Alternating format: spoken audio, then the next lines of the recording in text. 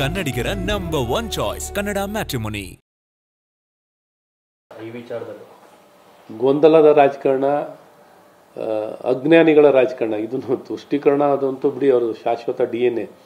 ಇಲ್ಲಿ ಗೊಂದಲ, ಅಜ್ಞಾನದ ರಾಜಕಾರಣ, ಇದು ಅಹಂಕಾರದ, ಜನರ ಭಾವನೆಯ ವಿರುದ್ಧವಾಗಿ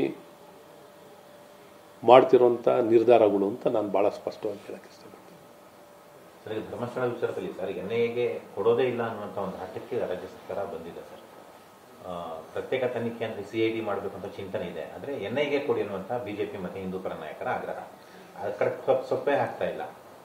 ನೋಡುವ, ಈಗ ಭಾರತೀಯ ಜನತಾ ಪಾರ್ಟಿ ಏನು ಅಂದರೆ, ಈಗಾಗಲೇ ನಮ್ಮ ರಾಜ್ಯಾಧ್ಯಕ್ಷರು ಈ ವಿಚಾರದಲ್ಲಿ ಕರೆಯನ್ನು ಕೊಟ್ಟಿದ್ದಾರೆ. ಈ ದಿಕ್ಕಲ್ಲಿ ಏನು ಧರ್ಮಸ್ಥಳ ಚಲೋ 1ನೇ ತಾರೀಕು ನಡೀತಿರುವಂಥದ್ದು ಎಲ್ಲ ಒಂದು ಕಡೆ ಸತ್ಯತೆಯ ಹೊರಗೆ ಬರಬೇಕು ಅನ್ನುವಂಥ ವಿಚಾರದಲ್ಲಿ ತಿಳಿಸಿದ್ದಾರೆ. ಹಾಗಾಗಿ ಕನ್ನಡ ಮ್ಯಾಟ್ರಿಮೋನಿಯಲ್ಲಿ ಹೇರಾಳವಾದ ಚಾಯ್ಸ್ ಇದೆ. ಲಕ್ಷಾಂತರ ಜನರಿಗೆ ನಮ್ಮ ಕನ್ನಡ ಮ್ಯಾಟ್ರಿಮೋನಿ ಮೂಲಕ ಮದುವೆ ಆಗಿದೆ. ಇದಕ್ಕಿಂತ ಬೇರೇನ್ ಬೇಕು? ಕನ್ನಡಿಗರ ನಂಬರ್ 1 ಚಾಯ್ಸ್ ಕನ್ನಡ ಮ್ಯಾಟ್ರಿಮೋನಿ. ಈ ವಿಚಾರದಲ್ಲಿ ಇನ್ನೂ 1ನೇ ತಾರೀಕು ಪಕ್ಷ ತನ್ನ ನಿಲುವನ್ನು ತಿಳಿಸುವಂಥದ್ದಾಗುತ್ತೆ. ಸರ್, ಪ್ರತ್ಯೇಕವಾಗಿ ಹೋರಾಟ ಮಾಡ್ತಿದ್ದೀರಾ, ಅದಕ್ಕೂ ಕಾಂಗ್ರೆಸ್ ಟೀಕೆ ಮಾಡಿದ್ದಾರೆ ಸರ್. ಜಂಟಿಯಲ್ಲಿ ಹೋಗ್ಬೋದಿತ್ತಲ್ಲ, ಅವ್ರ ಮಧ್ಯೆ ಒಂದು ಹೊಂದಾಣಿಕೆ ಇಲ್ಲ. ನೋಡಿ, JDS ಪಕ್ಷವಾಗಿ ತನ್ನ ಕಾರ್ಯಕ್ರಮವನ್ನು ಅವ್ರು ರೂಪಿಸ್ಕೋತಾರೆ. ಭಾರತೀಯ ಜನತಾ ಪಾರ್ಟಿ ತನ್ನ ಚುನಾವಣೆ ಸಂದರ್ಭದಲ್ಲಿ ನಾವು ಅವ್ರಿಗೇನು ಪಾಪ ಭಾಳಷ್ಟು ಆತಂಕ ಇದೆ, ಕಾಳಜಿ ಇದೆ, ಕಾಂಗ್ರೆಸ್ ಪಕ್ಷಕ್ಕೆ ಕಾಳಜಿ ಇದೆ. ನೀವೇನು ಯೋಚನೆ ಮಾಡಿಬಿಡಿ, JDS BJP ಒಂದಾಗೇ ಇರುತ್ತೆ. ನಿಮ್ಮನ್ನ ಧೂಳಿಪಟ ಮಾಡಲಿಕ್ಕೆ BJP JDS ಯಾವಾಗಲೂ ಒಂದಾಗಿ ನಿಮ್ಮನ್ನು ಧೂಳಿಪಟ ಮಾಡ್ತೀವಿ.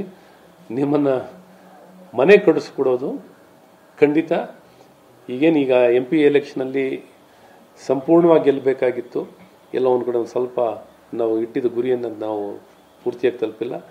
ಮುಂದಿನ 28ನೇ ಚುನಾವಣೆಯಲ್ಲಿ ನೀವು ಇಡೀ ರಾಜ್ಯದಲ್ಲಿ ಸ್ವೀಪ್ ಮಾಡ್ತೀವಿ, ಅದು ಗೊತ್ತಿರಲಿ ನಿಮಗೆ. ಇವತ್ತು ಒಡಕನ್ನು ಏನಿಲ್ಲ ನಮ್ಮಲ್ಲೂ, ಅವರಲ್ಲಿ ಏನು ಒಡಕಿಲ್ಲ. ಮೈತ್ರಿ ಪಕ್ಷ NDA ಮೈತ್ರಿ, ಹಾಗಾಗಿ ಒಟ್ಟಿಗಿರ್ತೀವಿ, ಮಾಡುವಂಥದ್ದಾಗುತ್ತೆ. ಹಾಗಾಗಿ ನಿಮಗೆ ಪಾಪ ನಿಮ್ಮ ಪಕ್ಷ ಕಾಂಗ್ರೆಸ್ ಪಕ್ಷದ ಬಗ್ಗೆ ನಿಮ್ಮಲ್ಲಿ ಆಂತರಿಕವಾಗಿರೋ ಸಮಸ್ಯೆಗಳು, ರಾಜಣ್ಣವರ ಸಮಸ್ಯೆಗಳು, ಇನ್ನೊಬ್ಬರು ಸತೀಶ್ ಜಾರಕಿಹೊಳಿ ಅಥವಾ ಬೇರೆ ಬೇರೆ ನಾಯಕರುಗಳು ತುಂಬ ಜನ ಇದ್ದಾರೆ. ನಿಮ್ಮಲ್ಲಿ ಇರೋವಂಥ ಸಮಸ್ಯೆಗಳನ್ನು ನೀವು ನೋಡ್ಕೊಂಡ್ರೆ ಸಾಕಾಗಿದೆ. ನಿಮ್ಮನೆಯಲ್ಲೇ ಹತ್ತು ಉರಿತಿದೆ, ನಿಮ್ಮಲ್ಲೇ ಸಮಸ್ಯೆ ಅಷ್ಟೊಂದಿದೆ. ಈಗೇನು ಹೇಳಿದಾರಲ್ಲ ರಾಜಣ್ಣವರು, ಸೆಪ್ಟೆಂಬರ್ ಕ್ರಾಂತಿ ಸ್ಟಾರ್ಟ್ ಆಗುತ್ತೆ. ಸೆಪ್ಟೆಂಬರು, ಅಕ್ಟೋಬರು, ನವಂಬರು, ಡಿಸೆಂಬರು ನಿಮ್ಮ ಕ್ರಾಂತಿ, ನಿಮ್ಮ ಮನೆ ನೀವು ನೋಡಿ. ನಾವು ನೋಡ್ತೀವಿ ಹೊರಗಿಂದ ಭಾಳ ಚೆನ್ನಾಗಿ, ಜನ ನಿಮ್ಗೆ ಅವಕಾಶ ಕೊಟ್ಟವ್ರೆ. ನೀವು ಯಾವ ರೀತಿ ಆಡಳಿತ ಮಾಡ್ತೀರಾ ಅಂತ ಜನ ಎದುರು ನೋಡ್ತಿದ್ದಾರೆ. ನಿಮ್ಮನೆ ಸರಿ ಇಟ್ಕೊಂಡು ನಿಮ್ಗೆ ಕೊಟ್ಟಿರೋ ಜವಾಬ್ದಾರಿಯನ್ನು ಉತ್ತಮವಾಗಿ ನಿರ್ವಹಣೆ ಮಾಡ್ಕೊಳ್ಳಿ. JDS ಮತ್ತು BJPಯ ಮೈತ್ರಿ ಬಗ್ಗೆ ನಿಮಗೇನು ಸಮಸ್ಯೆ ಬೇಡ, ಆತಂಕ ಬೇಡ, ಕಾಳಜಿ ಏನು ನಿಮ್ಮ ಕಾಳಜಿ ಬಗ್ಗೆ ನಮಗೂ ಅರ್ಥ ಆಗುತ್ತೆ. ಅವ್ರ ಪಕ್ಷದವರು ಅವ್ರ ಪ್ರತ್ಯೇಕವಾಗಿ ತಮ್ಮ ಕಾರ್ಯಕ್ರಮವನ್ನು ರೂಪಿಸ್ಕೊಂಡು ಅವ್ರ ಪಾಡಿಗೆ ಹೋಗ್ತೀವಿ. ನಮ್ಮ ಪಕ್ಷದಿಂದ ನಾವೇನು ಮಾಡಬೇಕಂತೀವೋ ನಾವು ಮಾಡ್ತಾ ಇದ್ದೀವಿ. ಕನ್ನಡಿಗರ ನಂಬರ್ 1 ಚಾಯ್ಸ್ ಕನ್ನಡ ಮ್ಯಾಟ್ರಿಮೋನಿ.